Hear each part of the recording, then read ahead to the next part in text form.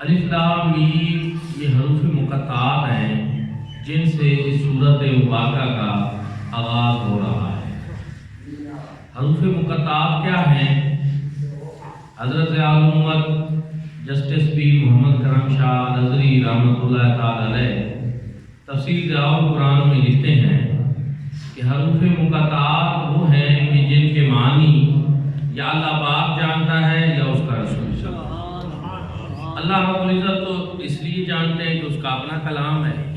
حضور علیہ الصلوۃ والسلام کا جاننا بھی اس لیے ضروری ہے کہ یہ قرآن سب سے پہلے سینہ مصطفیٰ کریم صلی اللہ علیہ وآلہ وسلم پر نازل ہوا۔ فَإِنَّهُ نَزَّلَهُ عَلَىٰ قَلْبِكَ۔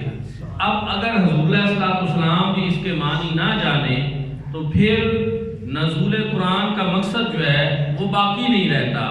تو یہ بھی ضروری ہے کہ حضور علیہ الصلوۃ والسلام بھی اس کے معنی جانے اور حضور علیہ الصلوۃ والسلام بھی اس کے معنی جانتے ہیں۔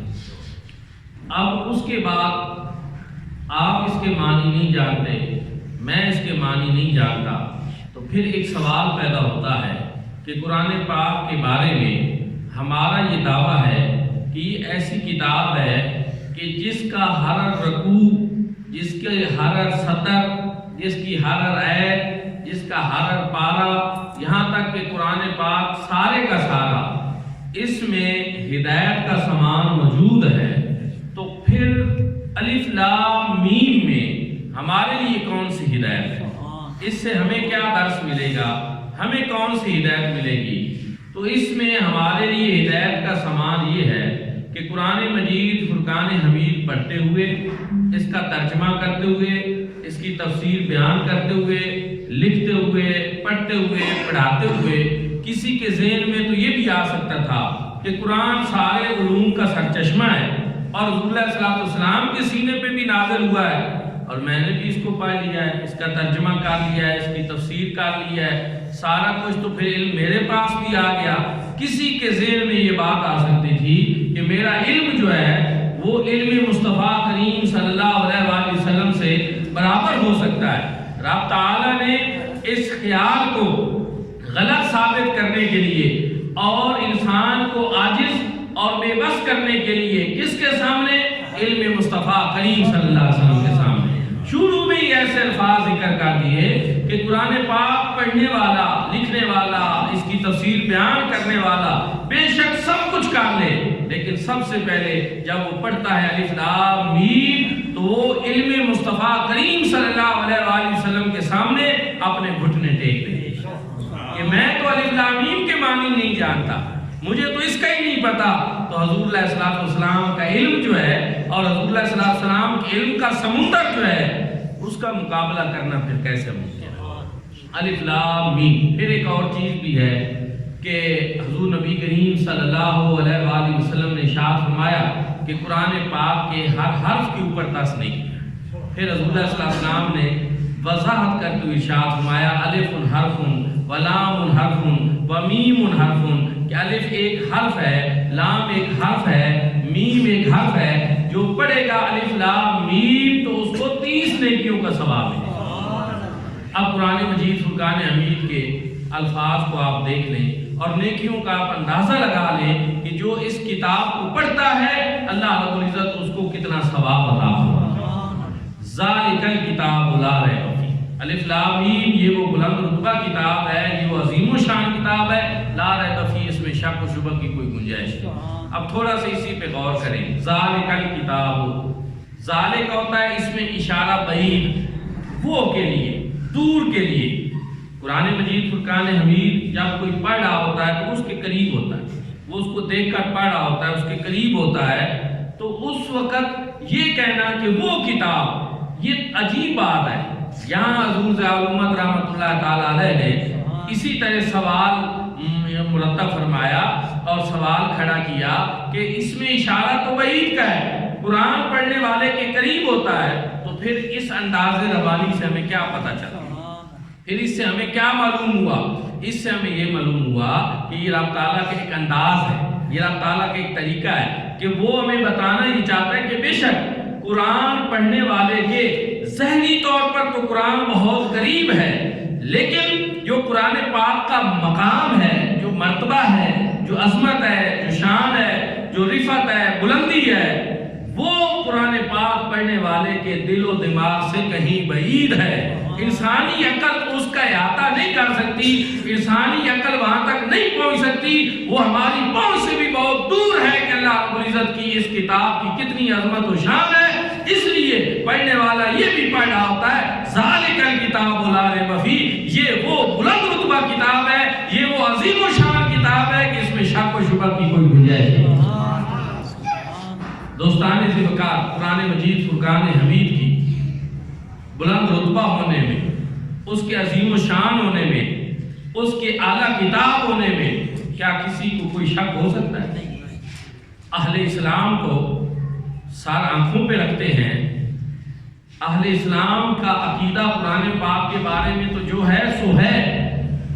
کفار جو ہیں ان کا بھی ذرا نظریہ آپ دیکھیں۔ جرمن کی یونیورسٹی نے قرآن مجید فرقان حمید کے حوالے سے ایک ریسرچ کروائی، دنیا کے مختلف ممالک سے 26,000 نسخے قرآن پاک کے اکٹھے کرا، دنیا کے مختلف ممالک اور مختلف جگہوں سے، اور ریسرچ سکالر بٹھائے اور کہا کہ تم اس میں چیک کرو کہ مسلمانوں کا دعویٰ یہ ہے کہ یہ آیت پڑھتے ہیں اِنَّا نَحْنُ نَزَّلْنَا الذِّکْرَ وَإِنَّا لَهُ لَحَافِظُونَ، کہ بے شک ہم ہی نے اس قرآن کو نازل کیا، ہم ہی اس کی حفاظت کرنے والے ہیں۔ یہ اللہ رب العزت کا قرآن کے بارے میں دعویٰ ہے، اور مسلمانوں کا دعویٰ بھی یہی ہے کہ پوری دنیا میں مسلمانوں کا قرآن ایک ہے، اس میں تبدیلی نہیں، اس میں تحریف نہیں، اس میں تغیر نہیں۔ تو کیا یہ ممکن ہے؟ یہ کیسے ممکن ہے کہ پاکستان میں بھی اسی طرح چھپے، سعودیہ میں بھی وہی قرآن ہو، ایران میں بھی وہی ہو، عراق میں بھی وہی ہو، پوری دنیا میں ایک کتاب چھپے اور اس میں کوئی تبدیلی نہ ہو؟ کیسے ممکن؟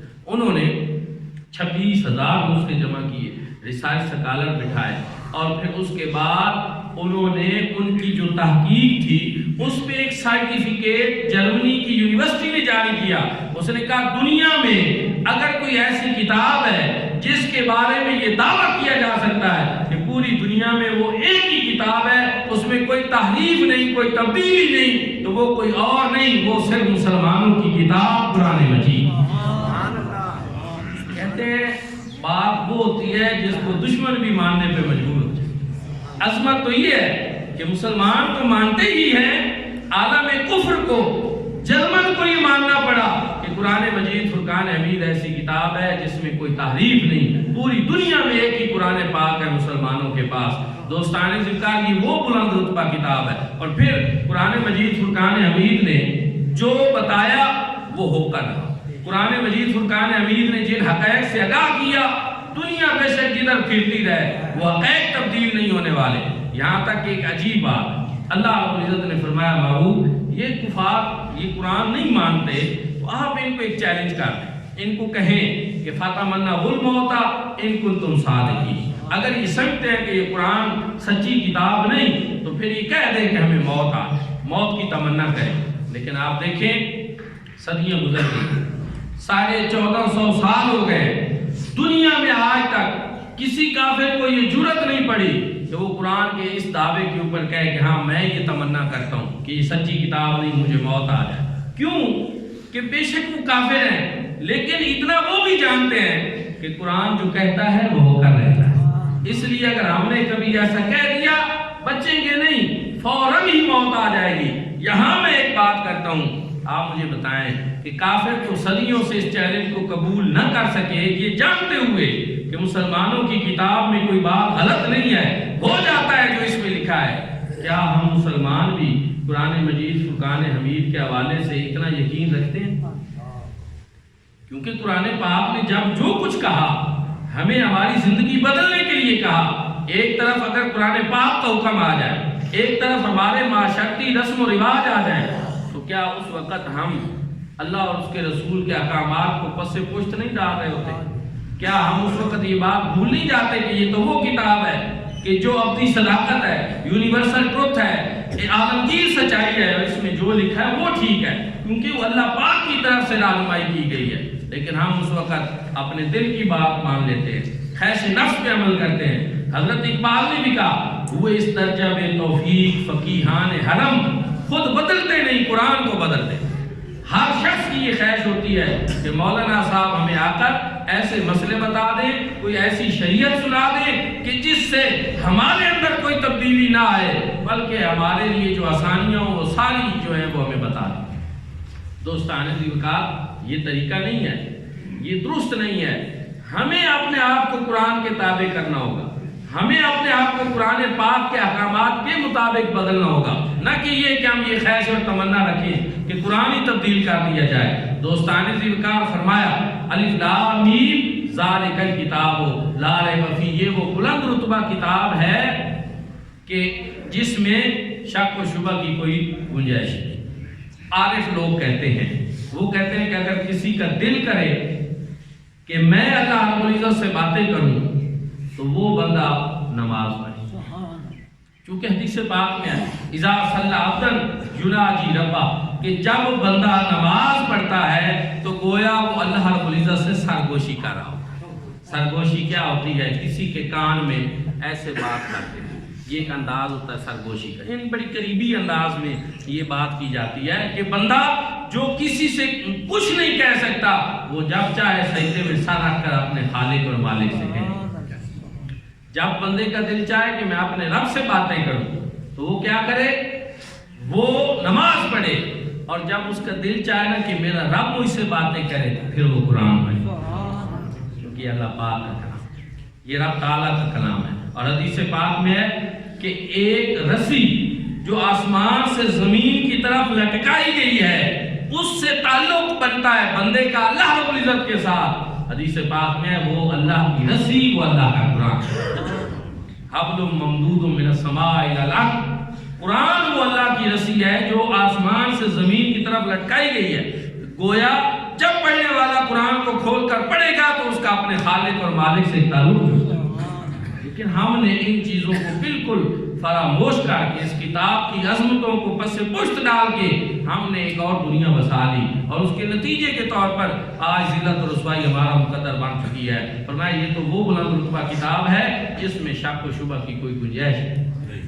شروع میں بتا دیا شک والی یہ کتاب نہیں، وہ شخص جو یقین کی منزل کا مسافر ہو اس کو قرآن پڑھنا چاہیے۔ آج آپ دیکھیں سب سے بڑا مسئلہ ہے ہی شک کا، تشکیک کا، کہ لوگ شکوک و شبہات میں ہوتے ہیں، متذبذب ہوتے ہیں، یقین کی دولت سے مالا مال نہیں ہوتے۔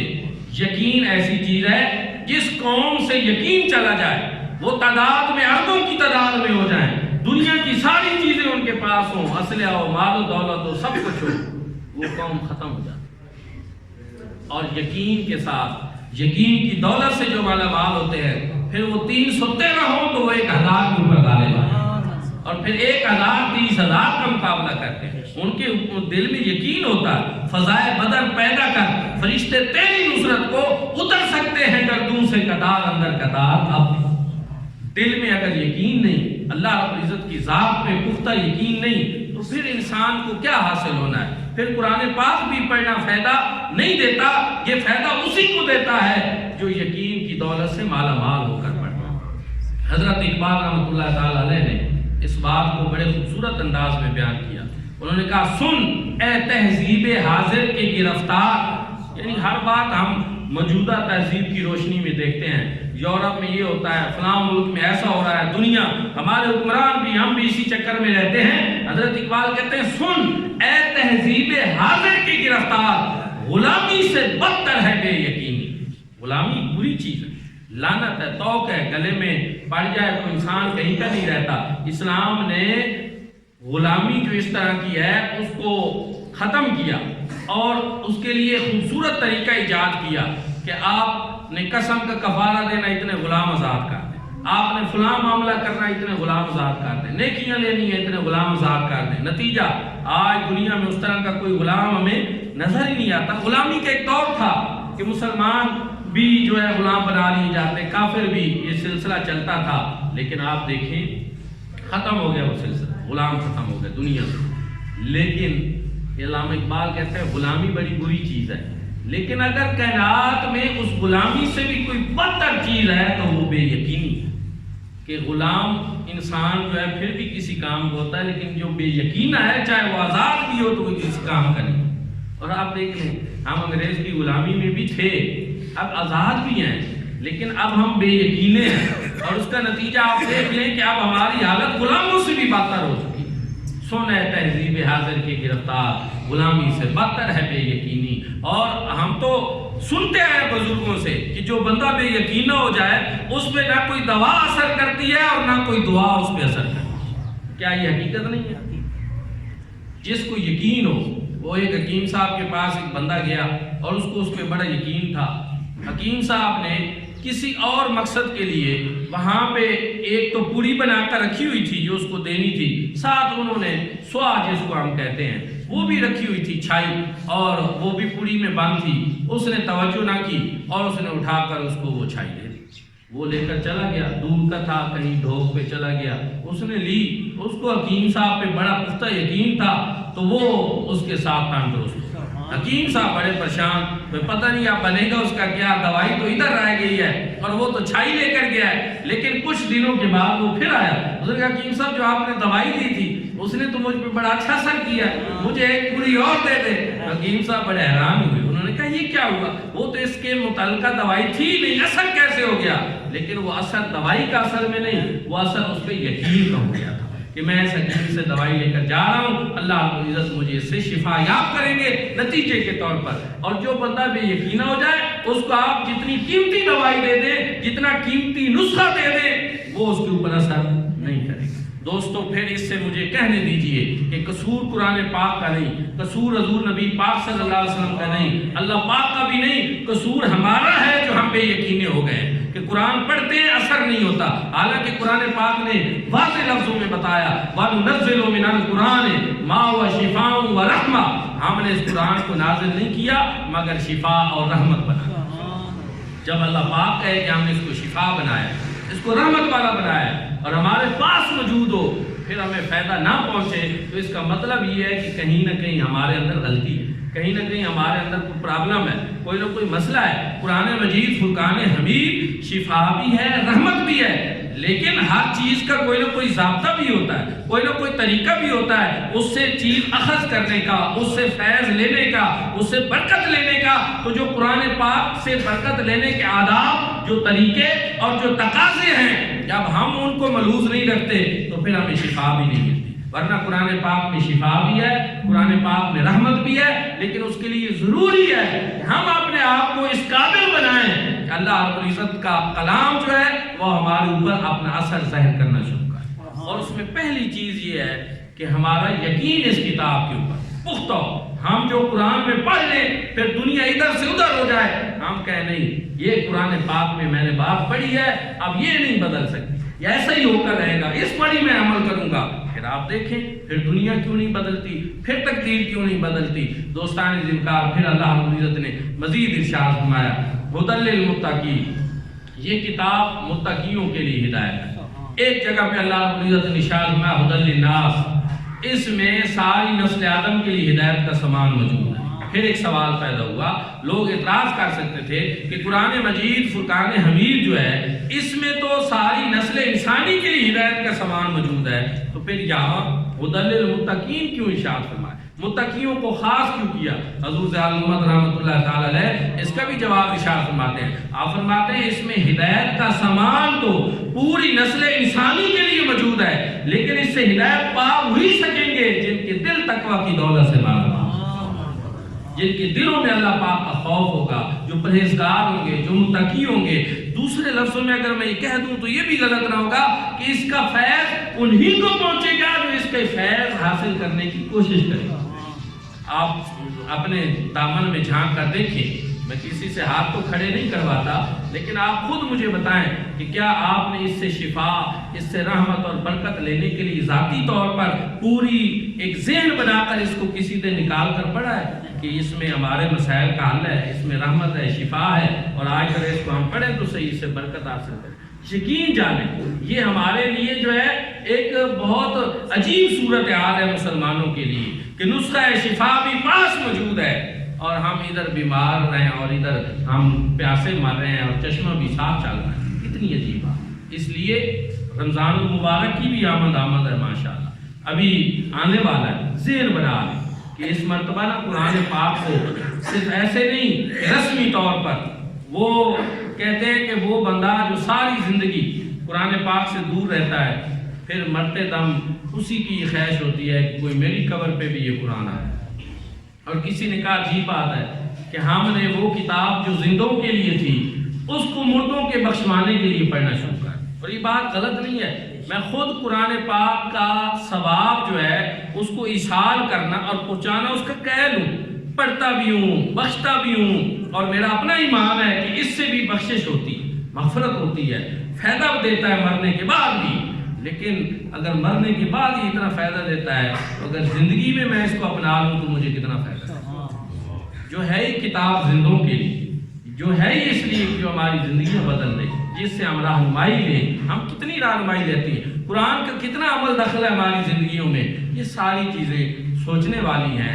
دعا ہے کہ اللہ کریم ہم سب کو اس کتاب جو کتاب یقین ہے اس پر عمل پیرا ہونے کی توفیق عطا فرمائے۔